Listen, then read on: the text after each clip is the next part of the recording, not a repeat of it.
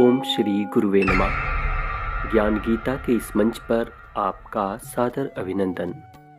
आपको यह बात तो पता ही होगी कि नारद मुनि जहाँ भी जाते हैं बस नारायण नारायण कहते रहते हैं और नारद जी को तीनों लोकों में जाने की छूट भी है।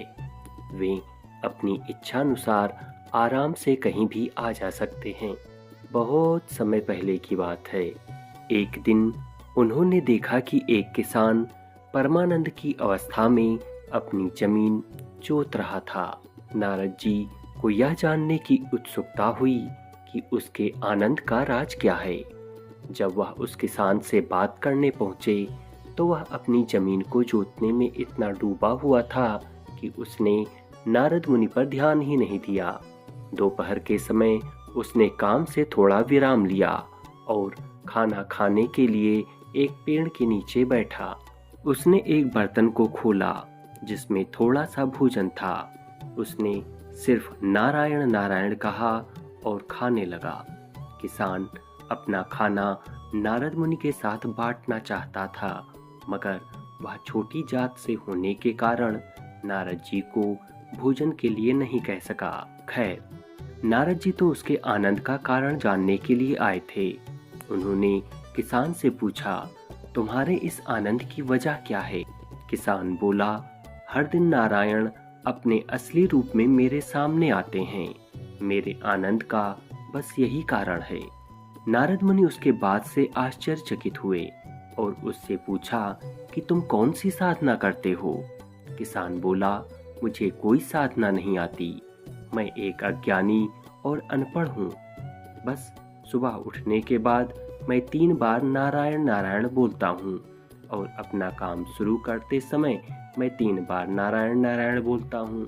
अपना काम खत्म करने के बाद मैं फिर से 3 बार नारायण नारायण बोलता हूँ। जब मैं खाना खाता हूँ तब 3 बार नारायण नारायण बोलता हूँ और जब सोने जाता हूँ तब भी 3 बार नारायण बोलता हूँ। नारद जी ने गिना कि वह खुद 24 घंटे में कितनी बार नारायण नारायण बोलते हैं।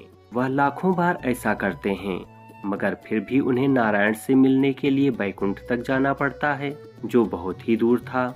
मगर खाने, हल चलाने या बाकी कामों से पहले सिर्फ 3 बार नारायण बोलने वाले इस किसान के सामने नारायण वहीं प्रकट हो जाते हैं। नारद जी को लगा कि यह ठीक नहीं है, इसमें जरूर कहीं कोई त्रुटि है। वह तुरंत बैकुंठ पहुंच गए और उन्होंने विष्णु जी से पूछा, मैं हर समय आपका नाम जपता रहता हूँ, मगर आप मेरे सामने प्रकट नहीं होते।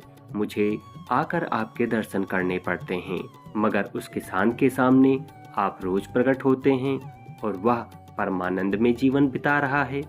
विष्णु भगवान ने नारद की ओर देखा और लक्ष्मी जी को तेल से लबालब भरा हुआ एक बर्तन लाने को कहा। उन्होंने नारद जी से कहा, पहले आपको एक काम करना पड़ेगा। तेल से भरे इस बर्तन को भूलोक में ले जाइए, मगर इसमें से एक बूंद भी तेल छलकना नहीं चाहिए। इसे वहां छोड़कर आइए, फिर हम आपके इस प्रश्न का जवाब देंगे। नारद तेल से भरे उस बर्तन को भूलोक ले गए और उसे वहां छोड़कर वापस आ गए। वापस आकर उन्होंने कहा, अब मेरे प्रश्न का जवाब दीजिए। विष्णु जी ने पूछा, जब आप तेल से भरा यह बर्तन लेकर जा रहे थे तो आपने कितनी बार नारायण बोला? नारद जी बोले, उस समय मैं नारायण कैसे बोल सकता था? आपने कहा था कि एक बूंद भी तेल गिरना नहीं चाहिए, इसीलिए मुझे पूरा ध्यान उस पर देना पड़ा, मगर वापस आते समय मैंने बहुत बार नारायण नारायण कहा है। विष्णु जी ने कहा, यही आपके प्रश्न का जवाब है। उस किसान का जीवन तेल से भरा बर्तन ढोने जैसा है, जो किसी भी पल छलक सकता है। उसे अपनी जीविका कमानी पड़ती है, परिवार का भरण पोषण करना पड़ता है और वे बहुत सारी चीजें करनी पड़ती हैं जिससे उसका जीवन यापन हो सके, मगर उसके बावजूद वह नारायण बोलता है।